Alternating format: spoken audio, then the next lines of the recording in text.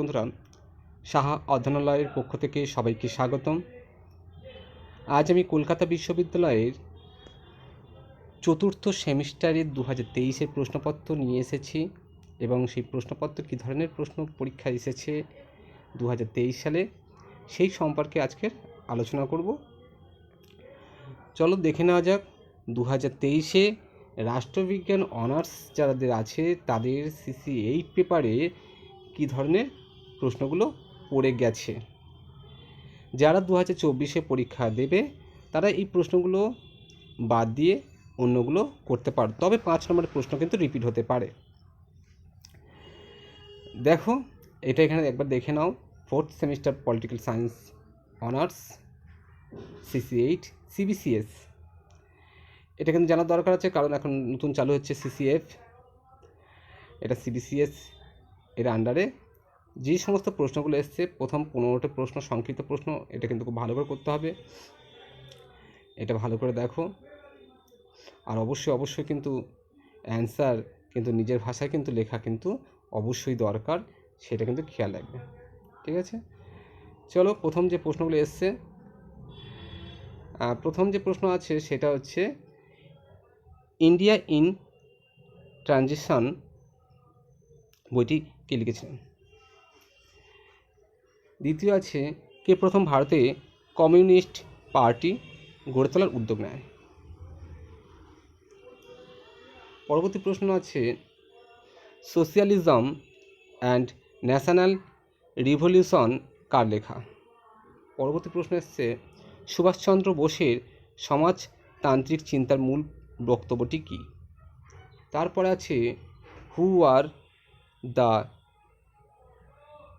সাদরাস বইটি কার লেখা। তারপরে প্রশ্ন আছে সুসংহত মুসলিম রাষ্ট্র প্রতিষ্ঠার প্রস্তাব কে করেছিলেন। পরবর্তী আছে দ্য ইন্ডিয়ান স্ট্রাগল বইটি কার লেখা। তারপরে আছে the Indian war of independence of 1857 বইটি কার লেখা। তারপর আছে সোশিয়ালিজম অ্যান্ড সর্বোদয়া বইটি কার লেখা। তারপরে দেখো ফ্যাসিবাদ সম্পর্কে সুভাষচন্দ্র বোসের ধারণার একটি মূল বৈশিষ্ট্য উল্লেখ করো। পরবর্তী প্রশ্ন আছে জিন্না কত সালে দ্বিজাতি তত্ত্বটি প্রস্তাব করেন। পরবর্তী প্রশ্ন আছে জ্যোতিবা ফুলে প্রতিষ্ঠিত একটি সংগঠনের নাম লেখো। পরবর্তী প্রশ্ন আজাদ হিন্দ ফৌজ কত সালে গঠিত হয়। তারপরে আছে রাম মনোহর লোহিয়ার লেখা যে কোনো একটি গ্রন্থের নাম লেখো। পরবর্তী লাস্ট প্রশ্ন নেহেরুর গণতান্ত্রিক ভাবনার একটি বৈশিষ্ট্য উল্লেখ করো। এবারে দেখো 10 নম্বরের যে প্রশ্নটা আছে, 10 নম্বরের যে কোনো একটি করতে হবে। দুটো প্রশ্ন আছে, একটি করতে হবে মডিউল 1 থেকে। এখানে যেটা দুটো প্রশ্ন আছে, একটা হচ্ছে মানবেন্দ্রনাথ রায়ের নব মানবতাবাদ ধারণাটি ব্যাখ্যা করো। আর দ্বিতীয় প্রশ্ন আছে জয়প্রকাশ নারায়ণের সমাজতান্ত্রিক চিন্তার উপর একটি টিকা লেখো। এইটা হচ্ছে 10 নম্বর প্রশ্ন। আর একটা 15 নম্বর প্রশ্ন আছে, মানে 10 নম্বর প্রশ্ন একটা, 15 নম্বর প্রশ্ন একটা। 15 নম্বর প্রশ্নগুলো 500 শব্দের মধ্যে লিখতে হবে। এখানে দেখো দুটো প্রশ্ন আছে, 15 নম্বর একটা লিখতে হচ্ছে নরেন্দ্র দেবের সমাজতান্ত্রিক রাজনীতি চিন্তার মূল বৈশিষ্ট্যগুলি আলোচনা করো।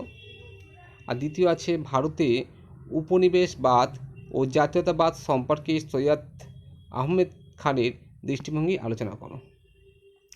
মডিউল 2 থেকে দুটো প্রশ্ন আছে, দেখো মডিউল 2 থেকে দুটো প্রশ্ন আছে, সে দুটোর মধ্যে যে কোনো একটা করতে হবে। 10 নম্বর প্রশ্ন প্রথম 100 শব্দের মধ্যে লিখতে হবে। প্রথম প্রশ্ন আছে হিন্দুত্ব সম্পর্কে সাভারকারের ধারণার মূল বিষয়টি কি। আর দ্বিতীয় প্রশ্ন আছে ভারতে জাতপ্রথার বিরুদ্ধে আম্বেদকরের সমালোচনাগুলি ব্যাখ্যা করো। তারপরে দেখো 15 নম্বর প্রশ্ন একটা করতে হচ্ছে, পরীক্ষা পড়েছে যেটা 2023-এ সমাজতন্ত্র সম্পর্কে নেহেরুর চিন্তা আলোচনা করো। আর পণ্ডিতা রামাবাই এর সামাজিক ন্যায়ের দৃষ্টিভঙ্গিটি আলোচনা করো। এই যে পুরো প্রশ্নটা দেখালাম 2023-এ প্রশ্নটা পরীক্ষা পড়েছে, এগুলো কিন্তু তোমরা নিজেরা দেখো ভালো করে প্রশ্নটা বোঝো, কী ধরনের প্রশ্ন আসতে পারে, কোন মডেল থেকে কী ধরনের প্রশ্ন আসছে সেটা কিন্তু তোমরা নিজেরাই বুঝতে পারবে। আর আমার চ্যানেলের সঙ্গে থাকো, এমন ধরনের অনেক প্রশ্ন পেয়ে যাবে। ইংলিশ ভার্সানটা যাদের প্রয়োজন আছে তারা দেখতে পারো, তারা স্ক্রিনশট নিয়ে রাখতে পারো। আর অবশ্যই চ্যানেলের সঙ্গে থাকো, এমন ধরনের বিভিন্ন বিষয়ের আমি প্রশ্নগুলো দিয়ে দেবো, অন্য সাবজেক্টের দেবো, যতটা পাবো আমি তোমাদের সামনে তুলে ধরার চেষ্টা করব আর সাজেস্টিভ দেওয়ার চেষ্টা করছি। সঙ্গে থাকো সবাই, আর অবশ্যই লাইক দিয়েও একটি শেয়ার করো বন্ধুদের সঙ্গে, আশা করি উপকারে আসবে। সবাই ভালো থেকো, ধন্যবাদ।